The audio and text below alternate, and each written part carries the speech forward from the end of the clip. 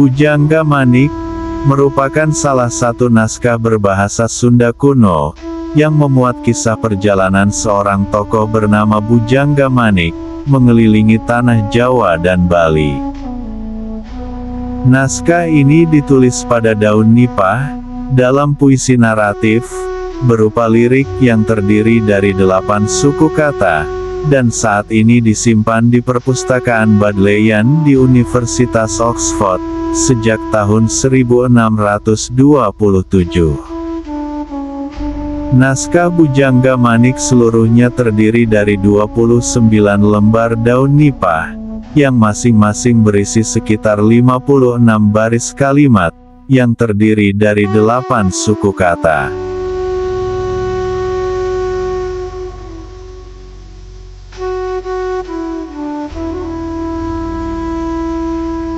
Tokoh dalam naskah ini adalah Prabu Jaya Pakuan alias Bujangga Manik, seorang pangeran dari Kedatuan Pakuan Pajajaran pusat kerajaan Sunda, yang lebih suka menjalani hidup sebagai seorang resi Hindu. Sebagai seorang resi, dia melakukan 2 kali perjalanan dari tanah asalnya ke timur Jawa. Pada perjalanan kedua Bujangga Manik malah sempat singgah di Bali untuk beberapa lama. Pada akhirnya Bujangga Manik bertapa di sekitar Gunung Patuha sampai akhir hayatnya. Dari cerita dalam naskah tersebut, naskah Bujangga Manik diperkirakan berasal dari zaman sebelum Islam masuk ke Tatar Sunda. Naskah tersebut tidak mengandung satupun kata-kata yang berasal dari bahasa Arab.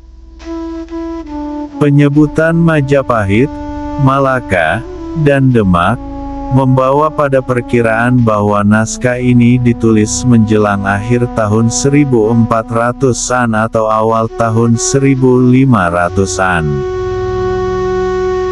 Naskah ini sangat berharga karena menggambarkan geografi dan topografi Pulau Jawa pada saat naskah dibuat.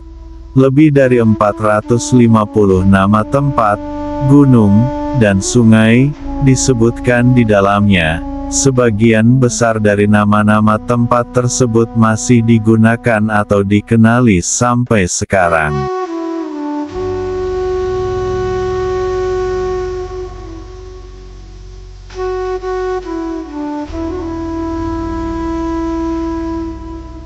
Bujangga Manik ditulis dengan genre cerita yaitu tokoh yang berkelana. Tokoh utama di dalamnya ialah Bujangga Manik yang bergelar Prabu Jaka Pakuan. Ia adalah seorang pangeran dari Istana Pakuan yang memilih untuk hidup sebagai pendeta. Masa hidupnya dilalui dengan mengadakan pengembaraan yang bersifat suci. Bujangga Manik mengembara ke berbagai tempat suci dan keramat yang menjadi objek pemujaan. Dalam pengisahan ini, Bujangga Manik berkelana hingga ke pulau-pulau yang letaknya jauh dari timur Pulau Jawa.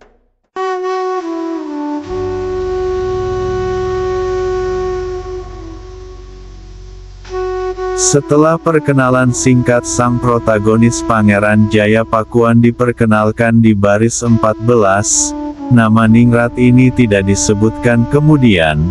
Nama Bujangga Manik muncul untuk pertama kali pada baris 456, dan baru sejak baris 854 nama itu biasa digunakan untuk menunjukkan tokoh protagonis. Di baris 15-20 dia pamit dari ibunya, memberitahunya bahwa dia akan pergi ke timur. Dia sangat teliti dalam menceritakan keberangkatannya. Dari kebiasaannya kita tahu bahwa dia mengenakan ikat kepala. Mungkin kain rambut ini merupakan indikasi dari keadaan religius yang diambil Bujangga Manik untuk perjalanannya.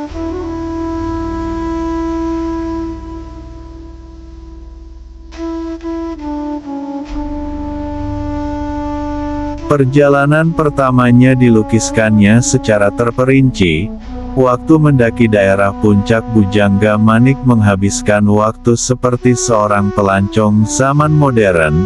Dia duduk, mengipasi badannya dan menikmati pemandangan, khususnya Gunung Gede yang dia sebut sebagai titik tertinggi dari kawasan Pakuan.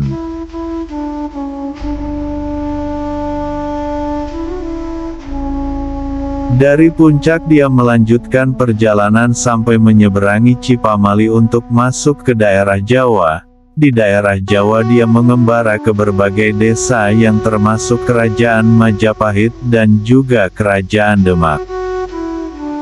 Sesampai di Pamalang Bujangga Manik merindukan ibunya dan memutuskan untuk pulang. Namun pada kesempatan ini dia memilih perjalanan laut dan menaiki kapal yang datang dari Melaka. Kesultanan Malaka dari paruh kedua abad ke-15 hingga penaklukannya oleh Portugis pada tahun 1511 merupakan kesultanan dengan kekuatan perdagangan yang mendominasi wilayah tersebut. Ini mungkin saat cerita dibuat.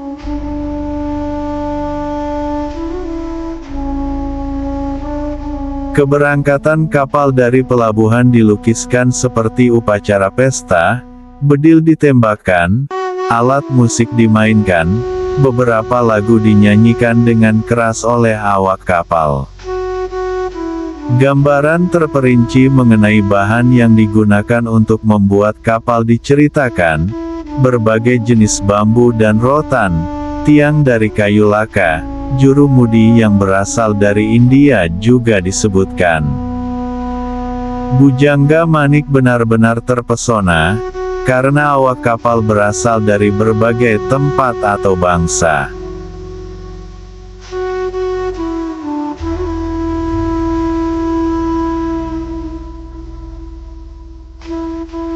Perjalanan dari Pamalang ke Kalapa, pelabuhan utama Kerajaan Sunda, ditempuh dalam setengah bulan, yang memberi kesan bahwa kapal yang ditumpangi tersebut berhenti di berbagai tempat di antara Pamalang dan Kalapa. Dari perjalanan tersebut, Bujangga Manik membuat nama alias lainnya yaitu Ameng Layaran. Dari Kalapa Bujangga Manik berjalan melewati Pabeyaan dan meneruskan perjalanan ke istana kerajaan di Pakuan. Bujangga Manik memasuki Pakancilan terus masuk ke paviliun yang dihias cantik dan duduk di sana. Dia melihat ibunya sedang menenun. Ibunya terkejut dan bahagia melihat anaknya pulang kembali. Dia segera meninggalkan pekerjaannya dan memasuki rumah dengan melewati beberapa lapis tirai, dan naik ke tempat tidurnya.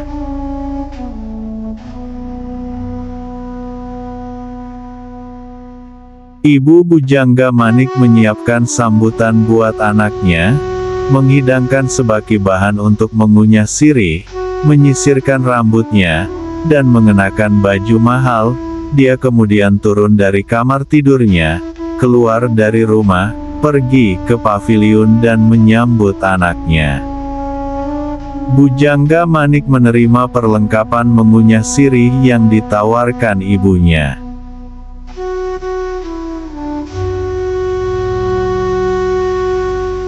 Pada bagian berikutnya, diceritakan mengenai kehadiran Putri Ajung Larang Sakean Kilat Bancana. Jompong Larang, pesuruh Putri Ajung Larang, meninggalkan istananya lalu menyeberangi Cipakancilan dan datang ke istana Bujangga Manik. Di istana tersebut dia bertemu seorang asing yang sedang mengunyah sirih yang ternyata adalah Bujangga Manik. Jompong Larang terpesona dengan ketampanan Bujangga Manik.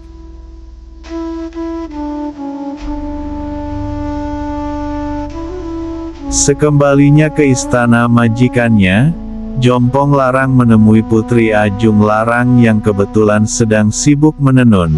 Putri yang mengenakan gaun serta di sampingnya ada kotak impor dari Cina melihat Jompong Larang yang terburu-buru menaiki tangga dan kemudian duduk di sampingnya.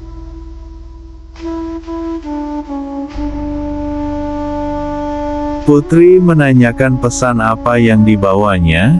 Jompong Larang mengatakan bahwa dia melihat pria yang sangat tampan, sepadan bagi Putri Ajung Larang. Dia menceritakan bahwa Ameng Layaran lebih tampan daripada Banyak Catra atau Siliwangi, atau sepupu sang putri atau siapapun itu.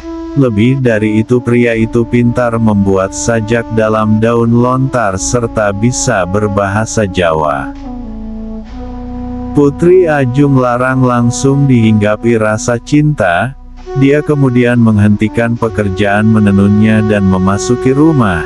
Di sana dia sibuk menyiapkan hadiah bagi pria muda tersebut, yang terdiri dari berbagai perlengkapan mengunyah sirih, menggunakan bahan-bahan yang indah, dengan sangat hati-hati. Putri juga menambahkan koleksi wangi-wangian yang sangat mahal. Seluruh wewangian tersebut berasal dari luar negeri, juga baju dan sebilah keris yang indah.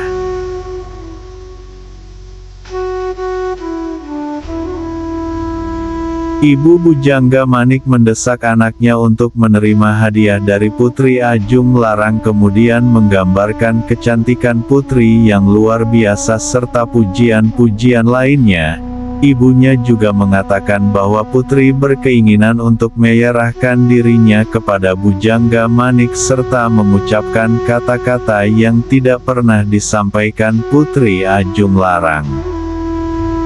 Saya akan menyerahkan diri saya akan menyambar seperti elang, menerkam seperti harimau, meminta diterima sebagai kekasih.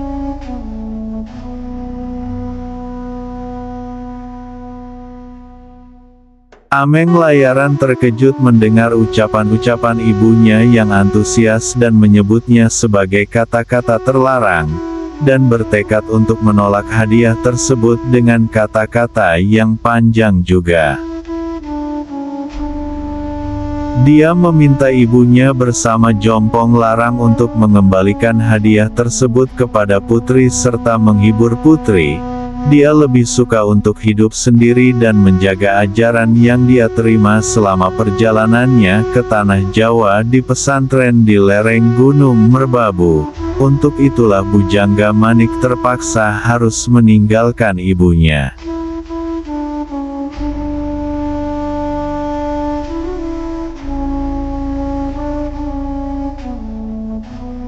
Bujangga Manik mengambil tasnya yang berisi buku besar dan siksa guru, juga tongkat rotan serta pecut. Dia kemudian mengatakan bahwa dia akan pergi lagi ke timur, ke ujung timur Pulau Jawa untuk mencari tempat nanti dia dikuburkan, untuk mencari laut untuk hanyut, suatu tempat untuk kematiannya, suatu tempat untuk merebahkan tubuhnya. Dengan kata-kata yang dramatis ini, dia meninggalkan istana dan memulai pengembaraan panjangnya.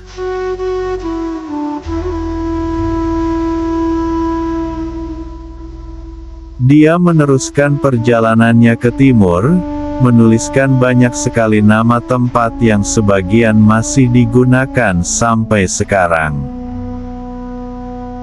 Dalam perjalanan kedua ini ia kembali melewati pesisir utara Jawa Tengah, melewati Medang Kamulan, Gunung Karungrungan, menyeberangi Cironabaya, sampai ke kota Raja Majapahit, lalu menetap agak lama di Rabut Gajah Mungkur, salah satu puncak di Gunung Penanggungan yang memang dianggap sebagai gunung suci pada masa Majapahit. Perjalanannya berlanjut ke timur melewati Pasuruan, Gunung Brahma, sampai akhirnya mencapai Pelabuhan Balumbungan. Dari sini ia menyeberang ke Bali dan menetap selama setahun.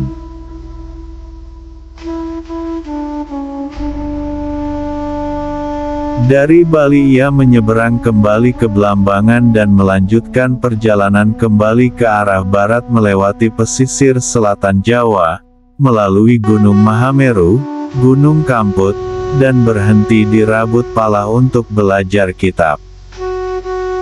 Karena menganggap Rabut Pala terlalu ramai, ia melanjutkan perjalanan ke barat melewati sisi selatan Gunung Wilis dengan menyeberangi Cironabaya dan Ciwuluyu, kemudian melewati Bobodo. Dari sana ia melewati selatan Marapi, menyeberangi Ciloh Paraga dan Ciwatukura. Selanjutnya ia menuju ke barat, melewati Segara Anakan dan Pananjung. Dari sini ia menuju ke Gunung Patuha dan Gunung Sunda, lalu bertapa hingga akhir hayatnya.